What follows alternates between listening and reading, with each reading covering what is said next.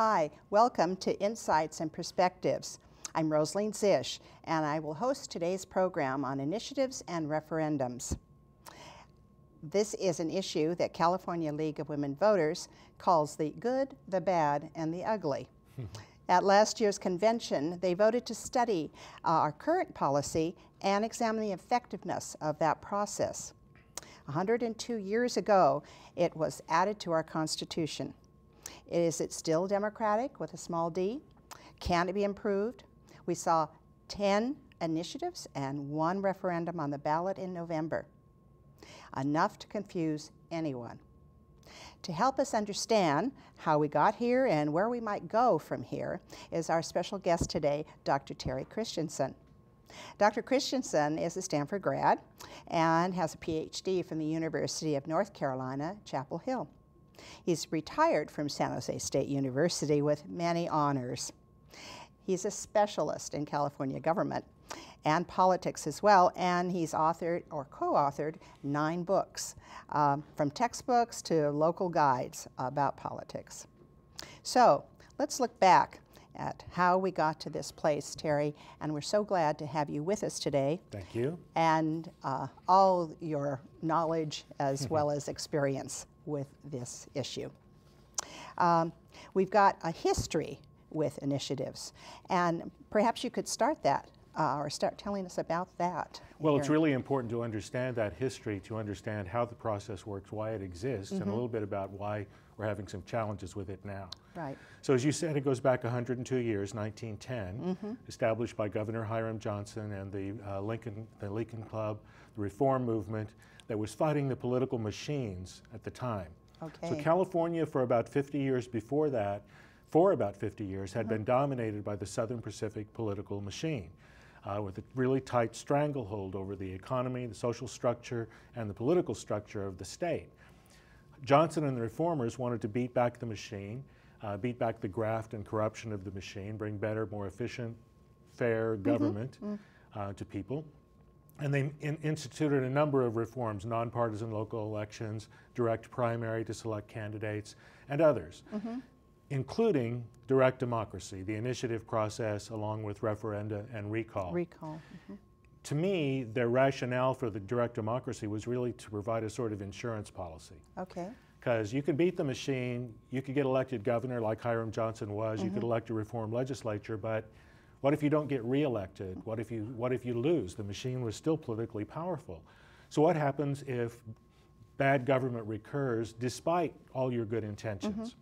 Well, of course, you can wait till the next election, but they introduced direct democracy and the 3 elements as ways of, as I say, sort of ensuring the opportunity for better government. So through the initiative process, citizens could initiate or introduce legislation by petitioning and getting it on the ballot. Through the referendum process, citizens could repeal bad legislation by, again, petitioning and then getting it on the ballot and voting. And then, of course, with the recall process, they could get rid of bad elected officials, corrupt officials, and so on. So it was a little bit of insurance, and it really wasn't intended to be used very much. And it was, yeah, you're laughing now, but it's not funny. Okay. It wasn't intended to be used very much, and it was intended to really be a citizens mechanism. So we could band together as volunteers, we could go out and get those signatures, we could get something on the ballot, or get a recall going, and it would give us as citizens the opportunity to influence our government and politics more directly, direct democracy. And for 5 or 6 decades, it pretty much worked that way. Through maybe the 1960s? Up until the 1960s and actually till the 1970s. Oh, okay. We averaged about 10 initiatives a decade. Oh, okay. 10 a decade. And you just said we had how many? 10 in November. And 1 election. 10 in just November, and that's pretty typical of the last few years. But beginning in the 70s, there was this burst of initiatives as some people figured out, and we'll talk about some of these reasons eventually, I think, the opportunity to influence the political process through the initiative direct democracy system. So let me give you some numbers. 10 initiatives in the 1960s, the whole decade. The whole decade, okay. 24 in the 1970s, more than double. Really 52 in the 1980s. Oh my. Doubles again. 50 in the 1990s, so that's becoming the more typical number. 76 in the year 2006 to 2000, the year 2000 to 2010. 76. Oh my goodness. We've had 12 so far in this decade, plus one referendum. And we're only we're just getting started. That's right. We've just had one election, really. Yeah, yeah. So you can see the burgeoning numbers. And that's the result of a big change in the way initiatives have been used. Now, is California typical, or are we unique? Are you kidding? California isn't typical of anything. Yeah, right. Yes, we're unique. But we're not the only state that does this. There are about half the states have an initiative process and a recall process and so on, direct democracy. Right. Mostly the western states and then here and there in the Midwest especially. So it's mostly Midwest and Western. So we're typical in that it happened through the progressive reform movement 102 years ago, as you said. We're not typical in that we use it more so much than any place else. Yes, right. I think it's quite amazing because of the system we seem to have nowadays. In fact, I heard it referred to as the initiative industrial complex. Is that? That's one factor. And we can talk about some others as well, but that's one factor in the explosion of initiatives. Back in the 70s and 80s, the political process really began to become more professionalized with more political consultants who get paid to do this work. And eventually they began to figure out they could create work for themselves by pushing initiatives.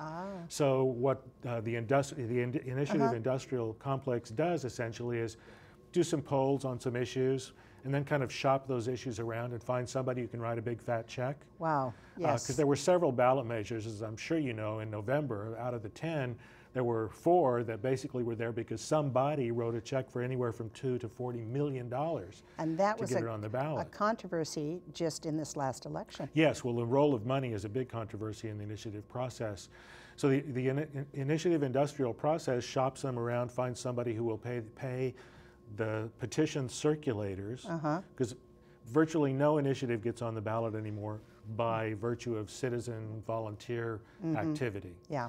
They're almost all qualified by signatures collected by paid professional petition circulators. Yeah. And then that's just the start of the process. So you've got consultants who will arrange for that part of the process. Then once it gets on the ballot, many more millions are spent. So typical California election, you'd see $200 to $300 million spent on initiative campaigns. $300 million in this last cycle, and as I say, that's pretty typical. So it's become very much a big money game. Yes. And it's moved very far away from the citizen-based direct democracy that it was supposed to be. Yes. Right, which is really a shame. And how do we get it back to that is a big question, isn't it? It's a really big question, and there are a lot of people who really don't want it to be got back to that. Oh boy. You know, a couple of other reasons that we've seen the vast increase in initiatives. One is gridlock in Sacramento. Oh, okay. And this actually is consistent with the intent of the framers of this process. If our elected officials can't get something done, we can make it happen. Yeah. And I could give you some examples of that. Proposition 13 is probably the classic, the property tax initiative from 1978. It's caused us lots of fiscal problems. It's a flawed law, but it was addressing a very real problem of greatly increasing property tax bills for homeowners and other property owners. And everybody recognized that it was a problem. This was because of the inflation of property values in the 70s. Yes. Everybody recognized it was a problem. Liberals recognized it, conservatives recognized it, but they couldn't agree on a solution. So somebody came up with the initiative Prop 13 as a solution. But that's the gridlock Right, example, and, right. and there are many other issues that have come up through the initiative process. Another factor has been the minority status of the Republican Party in California. Oh, yes, and even more so after this Even election. more so after this election, yes. But if you're in minority status, you're not going to get anything passed in the legislature. Right. So what's your alternative? Well, direct democracy isn't an alternative. Right. So the Republican Party and conservatives have particularly used the initiative process in the last few years. So that's another factor. So it's money, it's gridlock, it's political opportunism, and once in a while there's a political leader or somebody who wants to be a political leader who uses an initiative to sort of get their name out. An example would be Tom Steyer and the ballot measure on corporate taxation that was on our ballot this year. Right, right. Are we doing a fun fact? We can, okay. So we're going to take a short break here and be right back with you.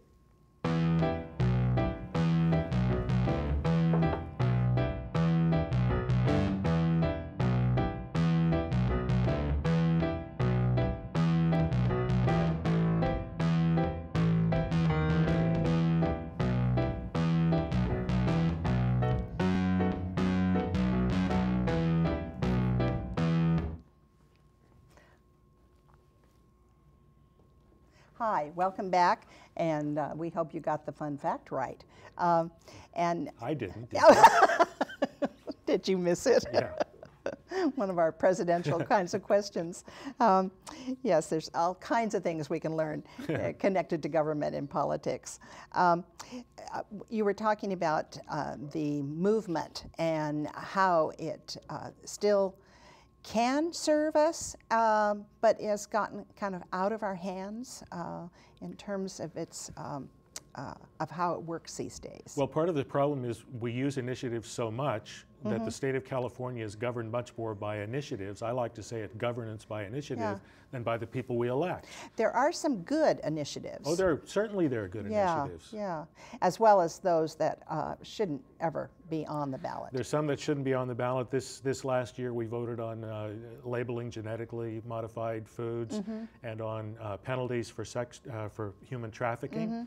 And those are important public policy issues, but it seemed to me these are things the legislature should deal with through the ordinary hearing and the ordinary process, rather than things that I should be deciding. I don't know very much about these subjects. So there are things that probably shouldn't be on the ballot, and then there are many things that get on the ballot because the more initiatives you have, the more you have to have. So Prop 13 we mentioned earlier, there have been 18 subsequent initiatives addressing problems relating to Prop 13. Oh, wow. And fixing them up. So that's a good thing.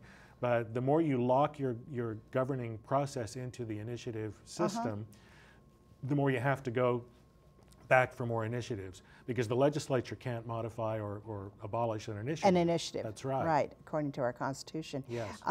What's an indirect initiative? An indirect initiative is when we get together, we come up with an idea, we circulate petitions, we get signatures, and then we take it to the legislature. Ah, okay. And the legislature can say, okay, that's a good idea, we'll pass it. It doesn't go to the ballot. Okay. We don't spend $300 million on a campaign, whatever. Or the legislature can say, it's a pretty good idea, but let's tweak it a little bit here and a little bit there. And you and I can say, yeah, that's okay. We just want it to be a law. Or we can say, we don't like your tweaks, we're going to the voters. Yes, right. So an indirect initiative gives the legislature a chance to act on something. And my examples of genetically modified foods and human trafficking laws could be ones that exactly. they could direct. And then it's a legislative action, it's a statute, which can later be amended or revised. Right, much easier. Much easier. Which might be why we as the advocates wouldn't want the legislature to do it, right? We might want it to go to the voters and lock it in. But it would give everybody the option and save a lot of money. There are initiative ideas that are good ideas where the campaigns can't, where the proponents just don't have the money to really put on a campaign and reach the voters. So it would democratize it a little bit, I think. We had the one referendum on our ballot this year, which was, I thought, kind of amusing in that it was such a good piece of of legislation and a good initiative when we passed it, and then it had to be referred back to us for approval again. And that was one of those confusing initiative things where you're not sure if you vote yes, are we keeping the new districts, or if we vote yes, is that to support the repeal of the new district? So you really have to figure what yes and no mean in that case. Which again, here we want more people to vote, more people to be involved, and then here in California we complicate the whole voting process. And sometimes it's how these things are written, which makes it even more confusing. They're almost never written in clear layperson's language that everybody can understand. And this is very intimidating for many voters, particularly newer voters, young voters, people who are new citizens for whom English may not be the first language. And I don't know how you translate some of this initiative language into Chinese or Tagalog, but it is confusing and it is intimidating, and I think that's affected voter turnout. I will say, though, voters do a couple of basically simple but smart things when they vote on initiatives. The first one is, if they get confused, they just vote no. Two-thirds of all initiatives fail, which is probably not a bad thing. Some good stuff certainly fails, but overall, if voters are confused, they say, well, let's just not do this. Maybe it'll come back, we'll vote on it again, as we often do, or the legislature may act. The other thing that happens is what we call drop-off, where you go and vote for president and you're a member of Congress and your city councilman member maybe, but then you get down to Proposition 37 and, oh, what is that? I don't know, I'm just not going to vote on that. So you get a much lower percentage turnout. First page voting and the rest goes. Or there may be initiatives like maybe Prop 30 or the death penalty one of those people have heard of, and they think they understand those sufficiently, so they vote. So I think it's fairly rational by voters to vote no on things that confuse them, and to not vote on some things that they're not sure about. Of course, having said that, part of what the no campaigns, when they have a lot of money, do is just try to confuse us. Yes, I think so, and certainly with ads and such. In fact, one of the things that the California League was looking at is the whole funding of initiatives, and perhaps they should have free TV time for all of them rather than just the ones that can afford it, to make it more equitable. But you know, we've gone down those roads before. Yeah, good luck with that. But the League performs an amazing service with the smartvoter.org and the other services that the League does to actually translate the complex language of these ballot measures and make them readable. So it's certainly something I've recommended to my students and my friends, and which I use myself. Yes, anything to simplify for us. And when you get experts looking at things, it's sure helpful. As you know, the League takes positions on some issues, and an awful lot of people respect those positions a great deal. I know I'm sucking up to the League now, but they're not paying me for this. But that's the League has a lot of credibility, and in the last election, the League did not take a position on some issues, but on some, Proposition 31, which had a whole package of constitutional amendments relating to the budget, I think the League's influence was very crucial. There are things we will take positions, but only if we've studied them, and our studies are. What a novel idea! You study the issue. We study, and do the background and vote as a group to decide whether something we can support or not. And if those initiatives come in one of the areas that we have a position, then we can say nay or yay, or in some cases we can't agree and it becomes a neutral. But we're very careful about that so we can keep the respect of voters. And I think that's important too. One of the things that the League was talking about is perhaps initiatives should have a sunset clause built into them, that would be a safer way to deal with some of these things. I think that would be a great idea, and it's proposed by other reform-minded groups as well, that after X number of years, the legislature could then amend or even repeal an initiative policy. There still would be the check that you could do another initiative to put it back before the voters, but it would be helpful if at some point you could review and amend and maybe not have to go through the whole process. 18 more initiatives like we've done with Proposition 13 to fix some of the problems. Yes, because there's a really a big cost in all of this. And it also ties up the courts when things come through that are not written very well.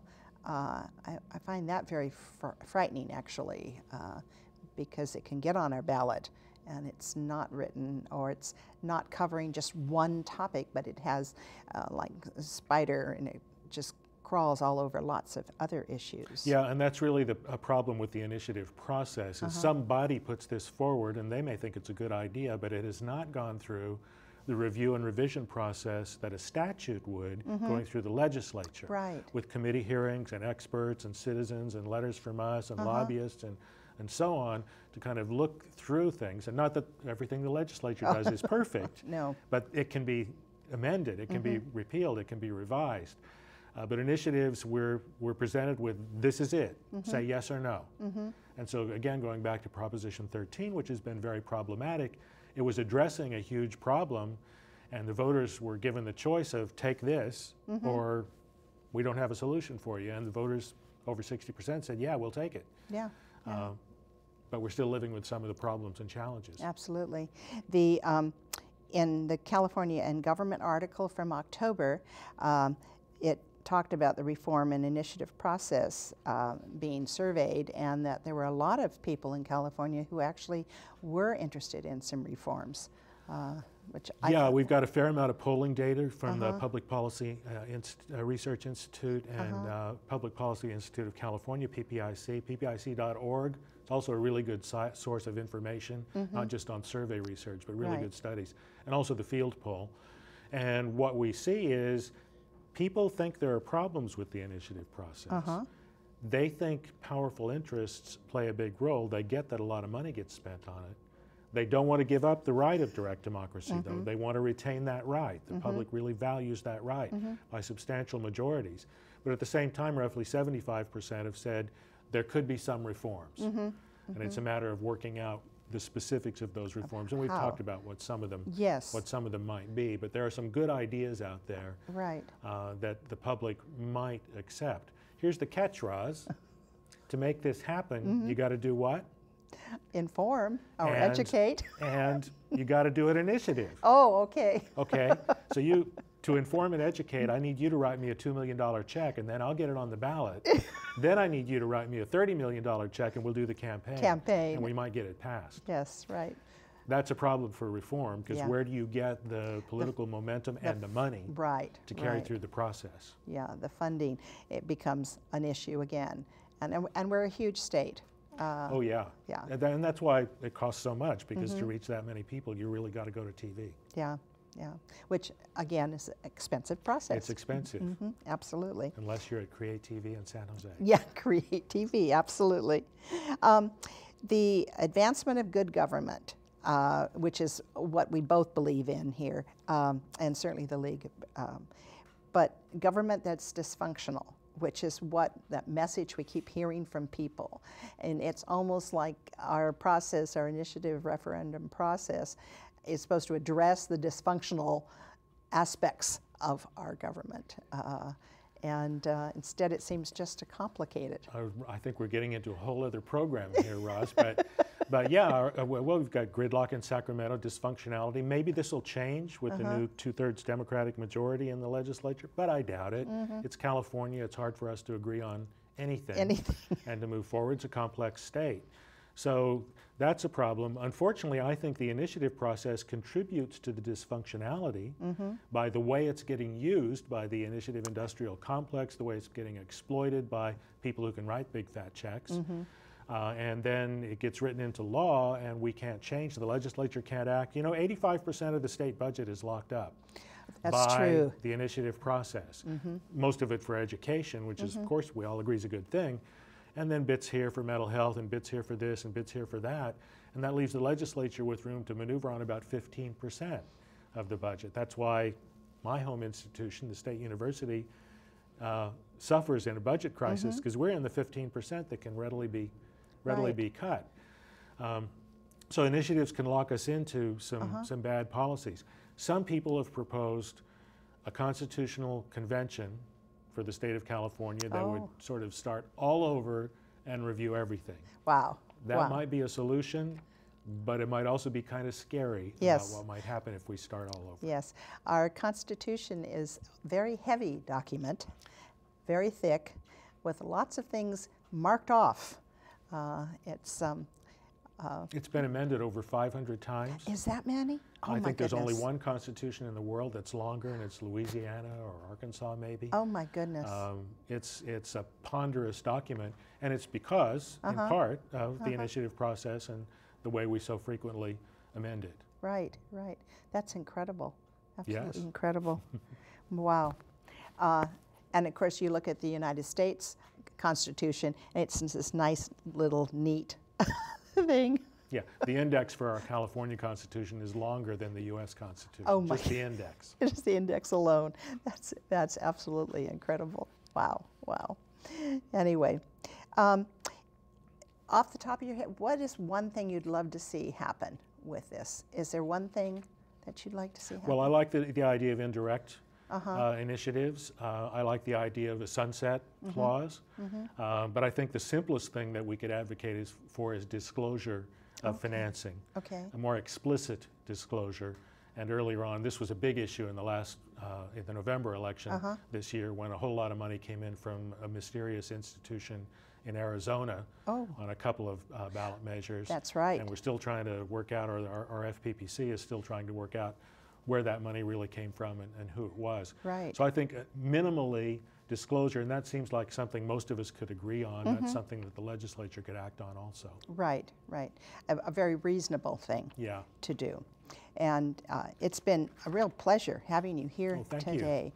And this study, of course, is going to go on with the League of Women Voters, and hopefully they'll be bringing it to their convention in May. They'll finish the study in March. And much of what you've said, of course, is the kind of thing that we're looking at, and to see how we can move forward. Your specific recommendation is definitely worthy of consideration. Good. That indirect. And we want to thank you again for being with us. And if you go to our website, our California website, for the League of Women Voters, you can join the discussion on a Facebook page. You can also join your local group to be involved, and on that page at lwvc.org, you'll see actions and reports on the status of this study. Thank you so much for being with us today, and thank you again, Terry. Thank you.